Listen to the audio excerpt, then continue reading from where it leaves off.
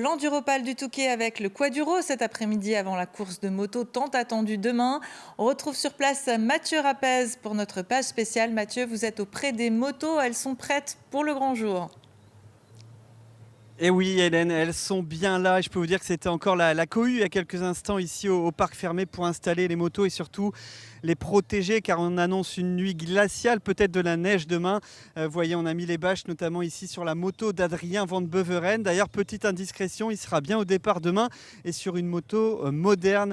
Il a fait le choix de la performance. L'image du jour, c'est en attendant eh bien, peut-être la neige. C'était le soleil et la foule bien présents aujourd'hui au Touquet pour les courses jeunes ce matin. Et puis ensuite pour le Quaduro, 75e édition. Ils sont nombreux à fêter le sport mécanique ici au Touquet, à fêter cet Enduropal. Je vous propose d'écouter eh bien, les spectateurs au micro de Léo Marron et de Sergio Rosenstro. C'est le paradis des motards, ouais. Il y a plein de motos, plein de motards, des belles courses. Alors nous déjà on vient presque une semaine et on aime voir tous monter, on aime voir... Et c'est une ambiance exceptionnelle en fait, c'est ça surtout. On est tous passionnés par les motos, par les crosses, par les quads, par l'ambiance des motards.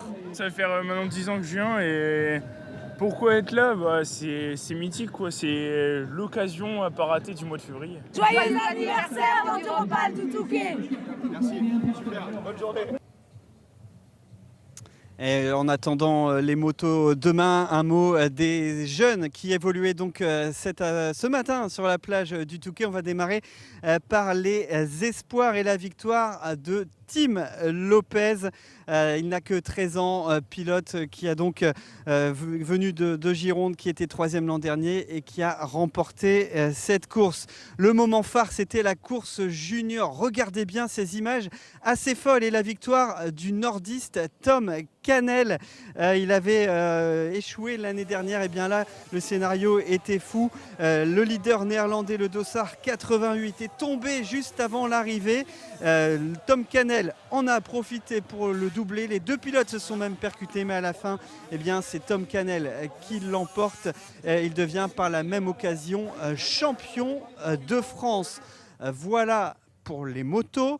L'événement du jour, c'était le Quaduro avec une course de plus en plus internationale. 60 pilotes étrangers sur la ligne de départ.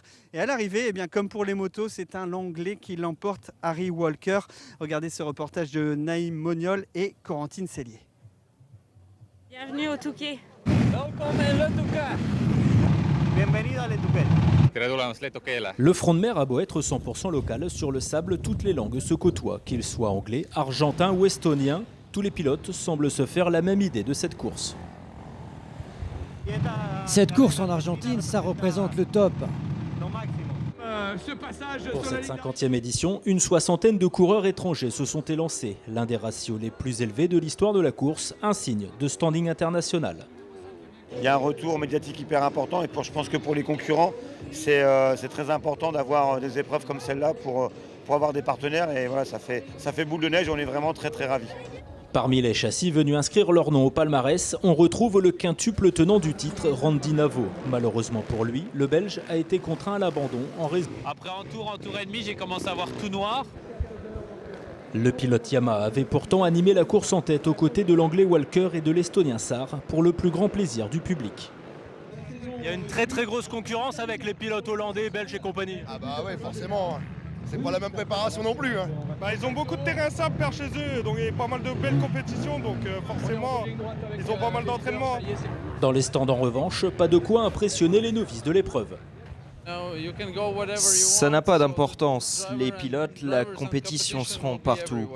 Le plus important, c'est de venir ici, de faire de son mieux, de se montrer.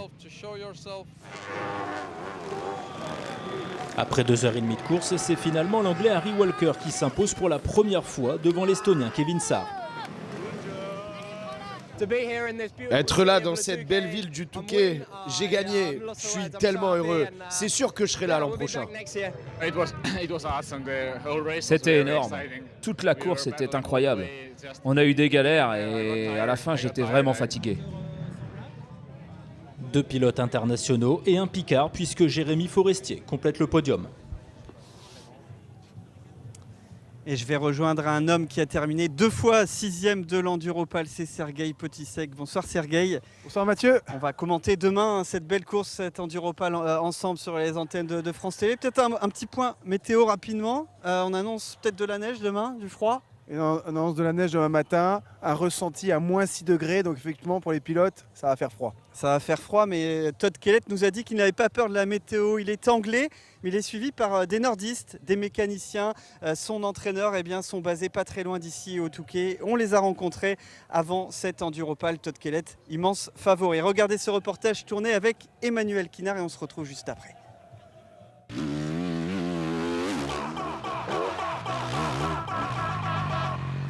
Lancée à pleine allure, la fusée Todd Kellett est surveillée de près. Tournevis à portée de main, Cyprien, alias D'Artagnan, veille sur la machine qu'il a façonnée. On contrôle les roues, la tension de chaîne. On se tient à ce que la moto soit en bonne forme pour qu'il puisse faire ses entraînements sans souci. Et parce qu'un jour d'entraînement de manquer, ça peut être beaucoup pour lui. Bien entretenue et surtout bien conçue, la moto de Todd Kellett est préparée sur mesure. On a rallongé le bras oscillant de 20 mm, la fourche aussi, 10 mm. Le réservoir fait 12 litres. Les secrets mécaniques sont cachés dans cet atelier près de Calais. Le créateur de Dragon Tech, c'est Guillaume Davion.